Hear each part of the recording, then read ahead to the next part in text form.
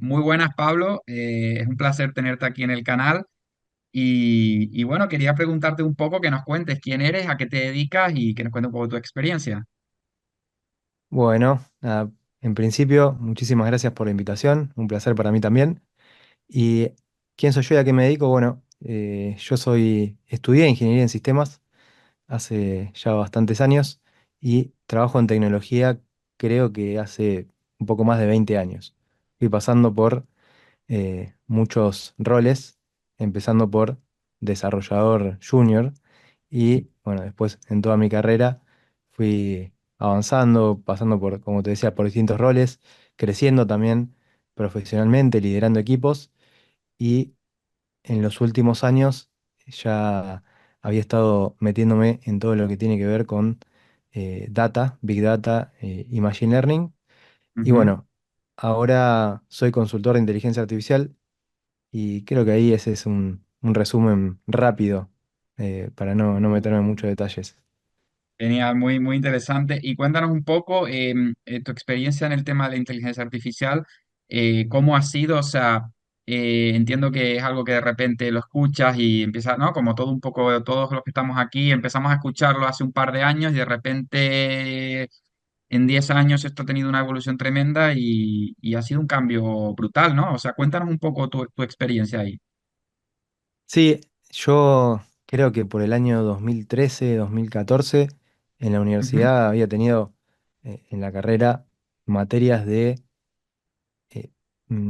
minería de datos, se llamaban algo así. ujú, Eran todos temas relacionados con datos, ¿no? Donde ahí veíamos, bueno, armar los cubos de analítica, OLAP y todas esas cosas.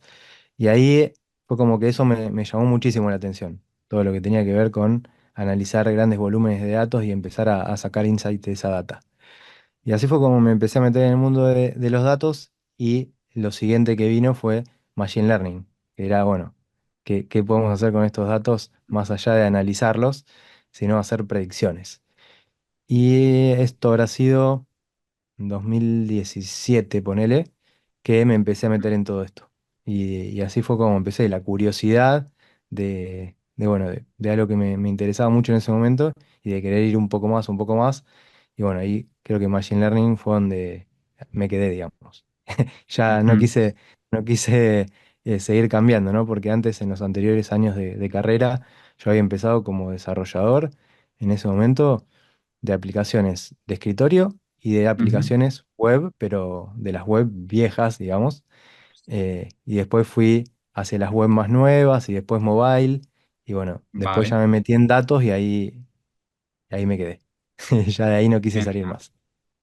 Y cuéntanos un poco, para la gente un poco que a lo mejor nos está viendo, que dice, bueno, me interesa esto de los datos, me interesa esto de la inteligencia artificial, suena todo muy interesante, pero no me atrevo, a lo mejor tiene un perfil como comentabas tú, un desarrollador a lo mejor web o un desarrollador en aplicaciones móviles, o a lo mejor un perfil más de persona que a lo mejor ha estado en una empresa y ve que hay una oportunidad, pero no sabe muy bien cómo empezar, no sabe muy bien cómo afrontar el reto. ¿Qué le recomendarías a ese tipo de persona? Está buenísima la pregunta y creo que hoy estamos como en el mejor momento para, para empezar, por así decirlo. Y si ya trabajan en desarrollo, mucho mejor, tienen un camino bastante allanado porque ya están dentro de tecnología, ¿no? Hoy, desde la explosión, desde la llegada de ChatGPT, por ejemplo, un montón de gente se empezó a meter en temas de inteligencia artificial viniendo desde cualquier lado. Entonces, si uno ya viene de tecnología y está bastantes pasos más adelante, creo yo, para, para entrar. Y lo que necesitarían sería romper el miedo. Muchas veces las personas, cuando estamos queriendo meternos en esto, empezamos a investigar y parece todo muy complicado, mucha álgebra, mucha matemática, estadística, y eso nos asusta. Pero bueno, hay que romper ese miedo y atreverse, no es todo tan difícil como parece o tan complejo, y esas cosas las podemos ir aprendiendo por el camino mientras vamos llevando cosas a la práctica, ¿no? Entonces, Ujú. yo diría eso, empezar y probar, probar, probar, que van a poder seguramente, no hay nada tan difícil como parece. Vale, me parece interesante. Y bueno, también he visto un poco, ¿no? Que tienes el podcast de inteligencia artificial. He escuchado algunos capítulos. La verdad es que me gusta mucho la idea. Creo que es una idea interesante, sobre todo en el mercado español. Es algo que no está tan democratizado, por decirlo de alguna forma, como podría ser a lo mejor en el mercado inglés. ¿Cómo surge esa idea? ¿Cómo te lo planteas ese podcast? Bien, ¿cómo surge la idea? Yo, como te contaba antes, en algún momento me empecé a fanatizar con esto. Quería estar todo el tiempo aprendiendo y estando en contacto con cosas nuevas que tengan que ver con Machine Learning. Y bueno, eso, año 2018, digo, bueno, Ujú, voy a buscar algún podcast de Machine Learning para escuchar cuando no estoy frente a una computadora. Cuando salgo a la calle, cuando voy a caminar, cuando tengo que viajar, ujú, cuando voy a andar en bicicleta, a correr, quiero buscar un podcast para escuchar de esto. Y ahí me pongo a buscar. Yo ya escuchaba podcasts de tecnología, me acuerdo, para aquel ujú, momento. Y me pongo a buscar y no había ninguno. Así que ahí dije, bueno, se me ocurrió la idea de decir, ¿por qué no crear uno? Y bueno, sin pensarlo demasiado, lo empecé, no sabía ni cómo se hacía un podcast, así que ujú, investigué un poquito y lo empecé a hacer. Y ahí la idea era ir hablando sobre el tema y en muchos casos hacer episodios que fueran los que a mí me gustaría escuchar. Entonces correcto. investigaba cosas nuevas y trataba de compartir lo que iba aprendiendo en esos audios. Y así empezó y bueno, ya hoy 5 años y medio más de 100 episodios, 5 años y medio que lo vengo haciendo. Wow, wow, wow. También supongo que te puede pasar un poco a lo mejor como a mí, ¿no? El tener ese espíritu curioso al final también de querer aprender y de querer compartir ese nuevo conocimiento o esa nueva idea o ese nuevo vídeo que has visto, has conseguido pues, aprender algo nuevo que te ha parecido interesante, ¿no? Esas ganas de compartir con los demás. Y un poco en ese aspecto, o sea, ¿cómo haces la transición de decir, vale, estoy, porque claro, el encontrar tiempo, el de repente lo que hablábamos, ¿no? Es algo nuevo, montar un podcast, pues a priori, para alguien que a lo mejor lo ve desde fuera, pues puede parecer que tiene su dificultad, porque es un tiempo, tienes que pensar las ideas, tienes que elaborar un guión. ¿Cómo es tu proceso a la hora un poco de llevar todo eso a cabo? Bueno, sí, es bastante complejo y a lo largo de estos 5 años y medio que llevo haciéndolo, fue cambiando muchísimo la realidad, porque como vos decís, lleva un tiempo y yo tuve mis empresas, dirigí equipos, entonces tenía muchas responsabilidades y muy poco tiempo. Entonces, como verás, en 5 años y medio creo que hice 102 episodios, no hice uno por semana, ni uno cada 2 semanas. Hubo épocas donde no podía hacer ninguno porque no me daba la vida. Además tengo familia, 2 hijos. Ujú. La realidad es que durante muchos momentos fue difícil mantener una periodicidad, pero bueno, siempre que podía trataba de buscar ese tiempo, porque me gustaba hacerlo y también porque la gente me lo agradecía. O sea, ahora vos podés ingresar a internet y buscas sobre la temática y vas a encontrar un montón de ofertas, pero hace 5 años atrás no había tanto. Entonces, eh, las pocas personas que en aquel momento se interesaban por el tema, me alentaban a seguir haciéndolo. Y sí, tengo como un backlog de ideas que se me van ocurriendo. A veces también son cosas nuevas que van surgiendo y me parecen interesantes comentarlas cuando las investigo. Y después, bueno, trato de estructurar eh, qué temas voy a mencionar. Y lo armo siempre con la premisa de hacer episodios que sean puro contenido de valor. Pocos minutos y mucho valor, sin relleno, lo menos. eh, entonces tengo que armarlo muy bien y pensar bien lo que voy a decir, porque no quiero robarle tiempo a la gente. Entonces invierto más tiempo mío para hacer algo que sea de mayor calidad. Y eso es lo que vengo intentando hacer en estos años. qué bueno, me parece buenísima la idea, ¿no? Más calidad que cantidad, ¿no? Que hoy en día a veces abunda mucho el crear contenido, porque al final los algoritmos, ¿no? Un poco lo que viene siendo un poco las redes sociales también te llevan por ese camino, ¿no? De crear mucho contenido para mantener esa visibilidad, esa recurrencia, pero es verdad que a veces en ese juego de masificar contenido, pues nos perdemos en que a veces generamos muchas cosas bueno, que son un poquito de relleno, ¿no? Como diríamos. Entonces, Exacto. me parece muy buena el tip ese que has dado, ¿no? De intentar sintetizar lo máximo posible y de afinar, ¿no? Sacando ese valor en los episodios y demás. Sí, sí. Esa, o sea, esa es mi premisa y así trato de hacerlo. También respeto a los que hagan otras cosas de otra manera. Está buenísimo también. Sí, sí, sí, genial. ¿Cómo ves ahora mismo o sea, ha habido un boom, ¿no? Estos 2 últimos años, tema de ChatGPT. General parece que ha habido una explosión en la inteligencia artificial, que es como una especie de curva que parece que esto va muy rápido. ¿Cómo ves actualmente el futuro? O sea, ¿cómo ves actualmente la inteligencia artificial y cómo ves un poco el futuro de aquí a 5 o 10 años? Sí, la verdad es que realmente creo yo que está yendo muy rápido. De hecho, justo hace poco mm, hice el episodio número 100 de mi podcast y lo usé como para hacer una retrospectiva de qué había pasado desde el episodio 1 hasta el 100.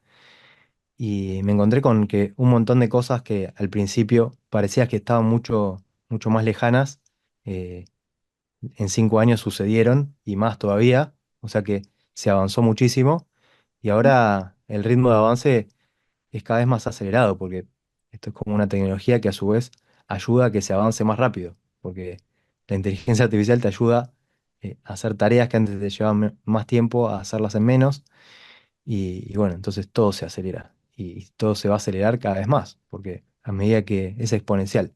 Entonces, así es como lo veo yo, ¿no?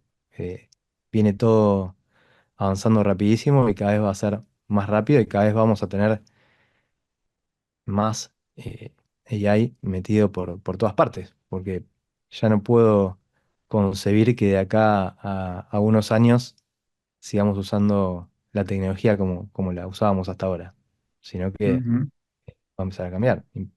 Inclusive puede ser que cambien el tipo de aplicaciones que usamos o la forma en que interactuamos con los dispositivos.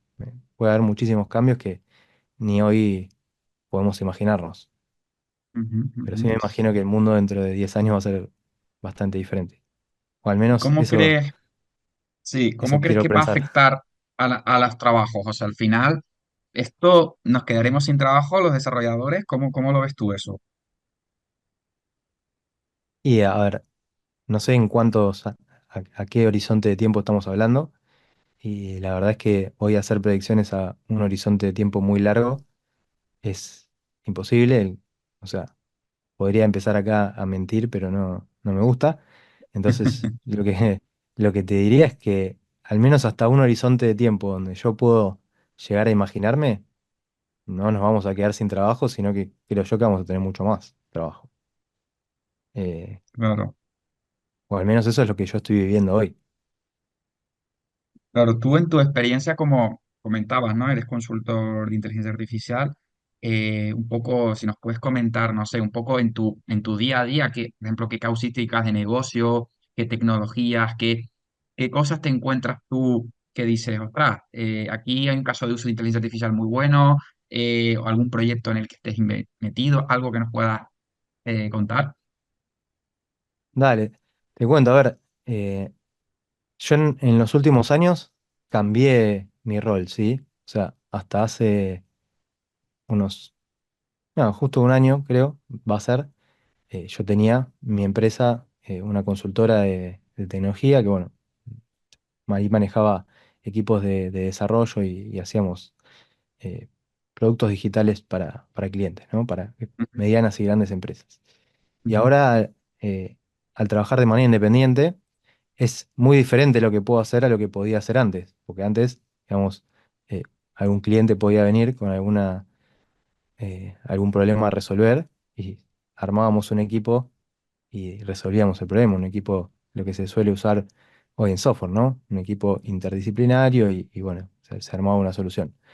Ahora, el tipo de servicio que yo doy como consultor independiente está más acotado a cierto tipo de servicio, porque claro, siendo una persona sola, no Ah, claro. sé, no puedo hacer lo mismo que hacía antes, pero sí hago tal vez cosas bastante interesantes, porque trato de seleccionar bien y fijarme bien a dónde puedo aportar más valor, en qué tipo de situaciones, en qué tipo eh, de negocios o de momentos. Y lo que estoy haciendo ahora es una consultoría bastante estratégica, por así decirlo, porque en algunos ¿Mm? casos no es solamente inteligencia artificial, sino que eh, incluye transformación digital, por así decirlo. Porque, ¿qué pasa? Ahora las empresas medianas, por ejemplo, medianas empresas, empiezan a ver que está sonando todo esto de la inteligencia artificial,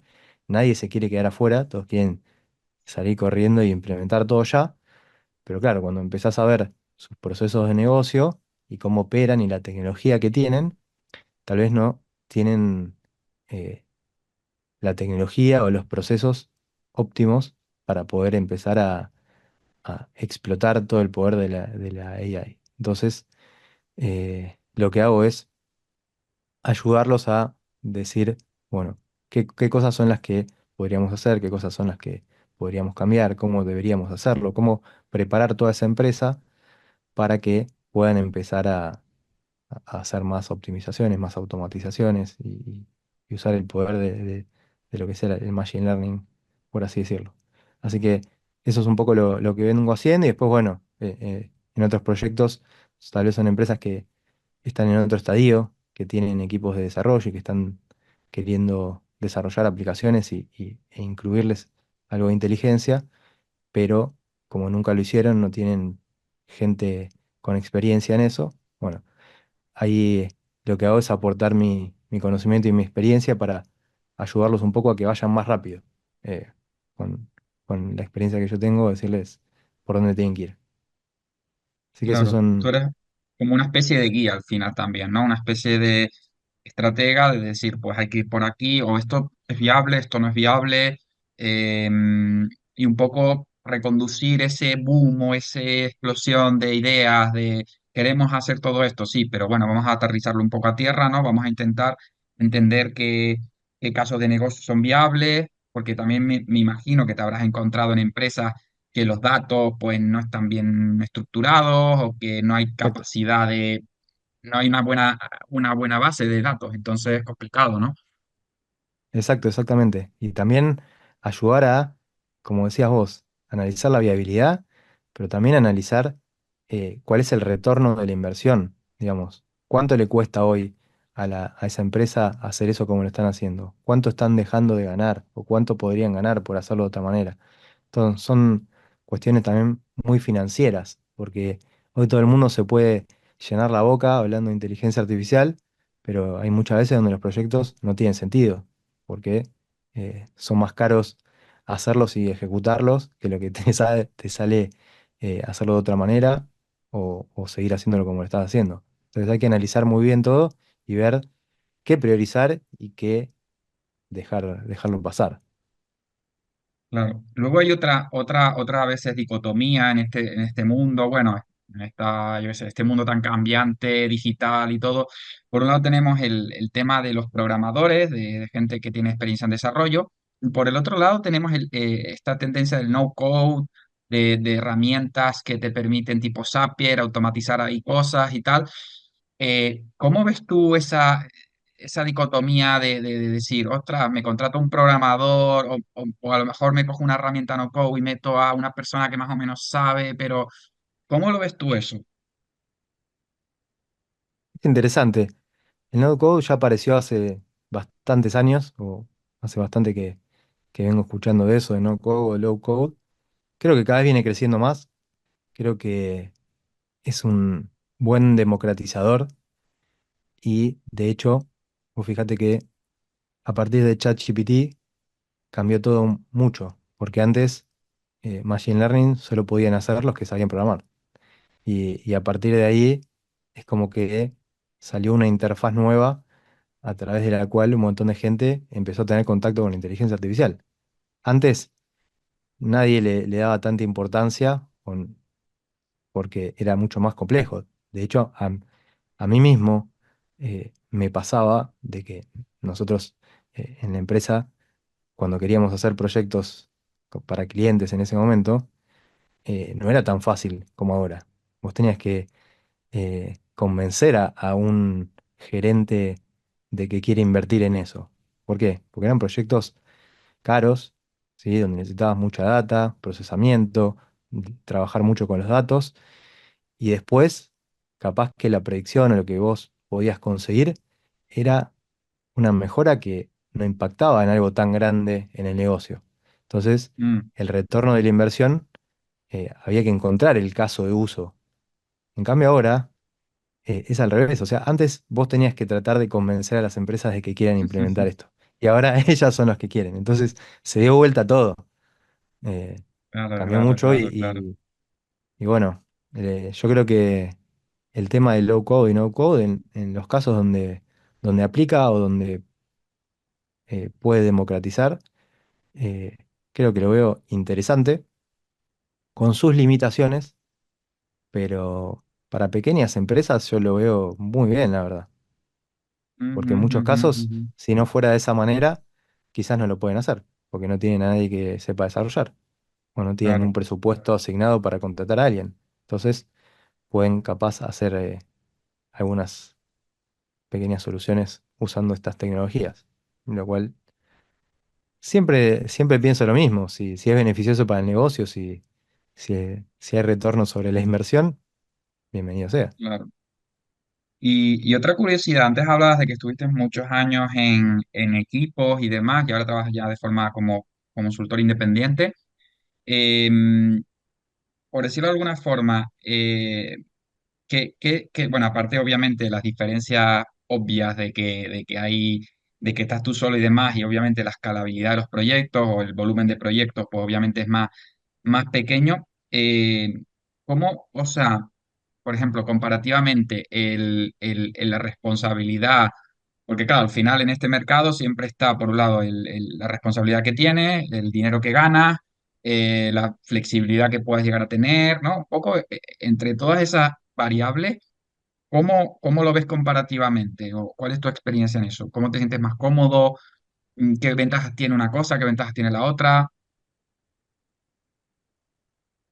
Es interesante, la realidad es que yo ahora estoy trabajando de esta forma y, digamos, estoy bárbaro, estoy bien, estoy feliz y estoy viviendo un momento de mi vida que me encanta, lo estoy disfrutando un montón, pero también disfruté de otras cosas en otros momentos. Entonces, yo creo que depende el momento de tu vida donde estés y los desafíos que quieras ponerte, eh, hacia dónde ir.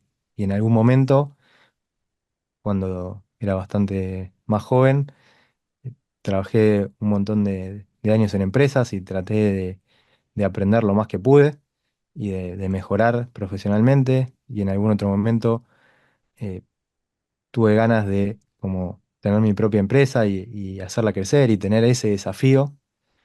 Y bueno, también estuvo buenísimo.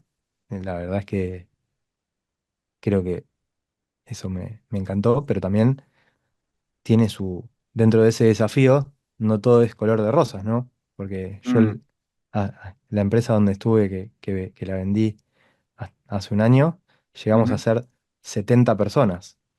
Y Hostia, gestionar tantas personas, tantos equipos, no es nada sencillo.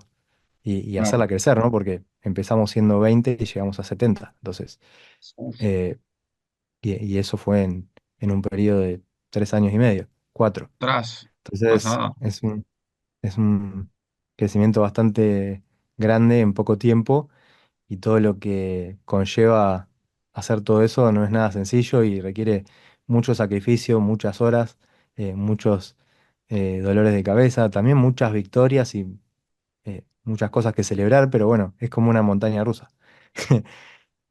Así que hay de todo un poco. Ahora estoy haciendo como eso, estoy disfrutando este momento haciendo otras cosas, más tranquilo, por así decirlo.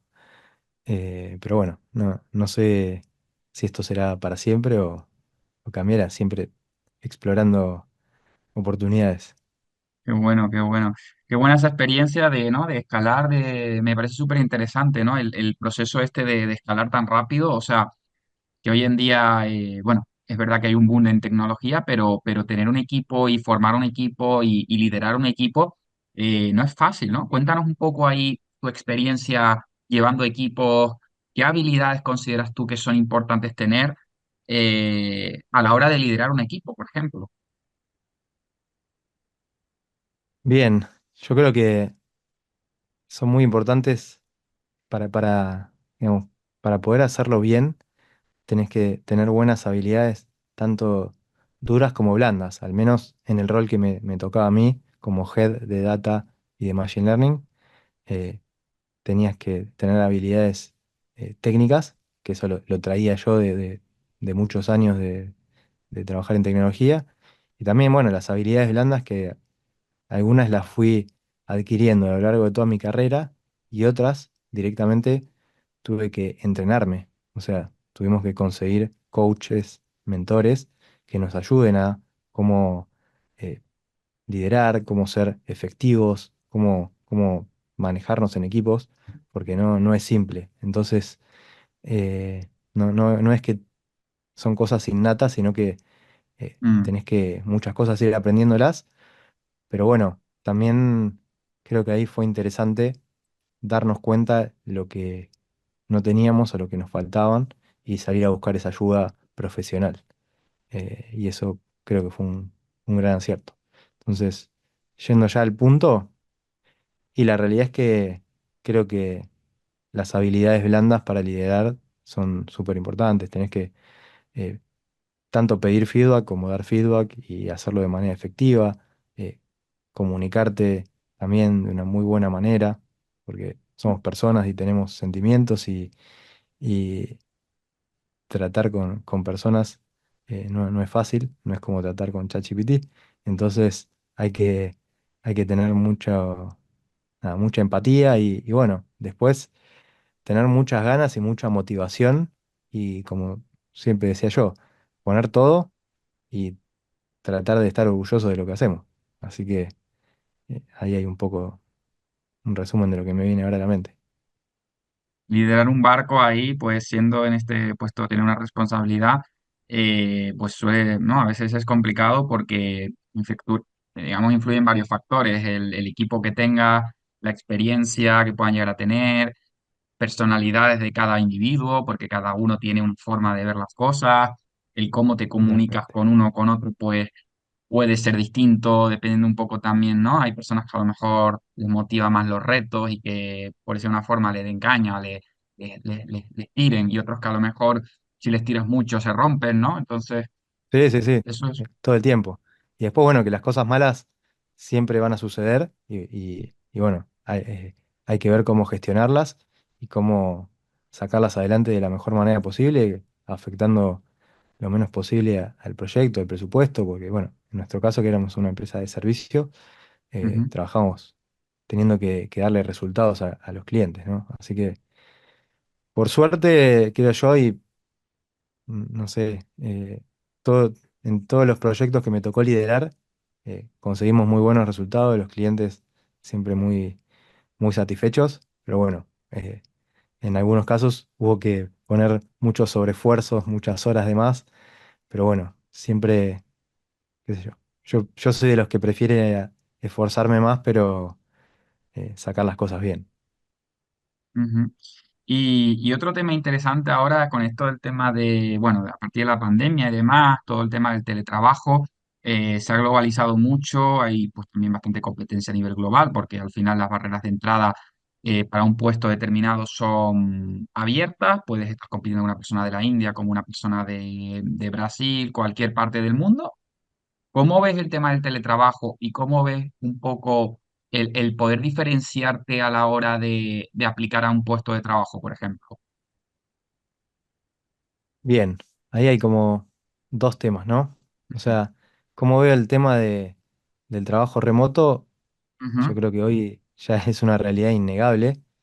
Eh, Nosotros en aquel momento, antes de la pandemia, no éramos full remotos, pero sí teníamos algunos días de home office, eh, 2 veces a la semana, por ejemplo, pero siempre tratando de que haya algún día donde coincida todo el equipo.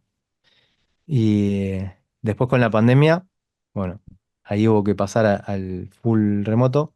Y justo, bueno, en ese momento se dio que a mí me agarró la pandemia haciendo un bootcamp de formación que era súper intensivo, de lunes a ujú. viernes de 9 a 18, y durante 3 meses formar a profesionales para que puedan insertarse en el mercado.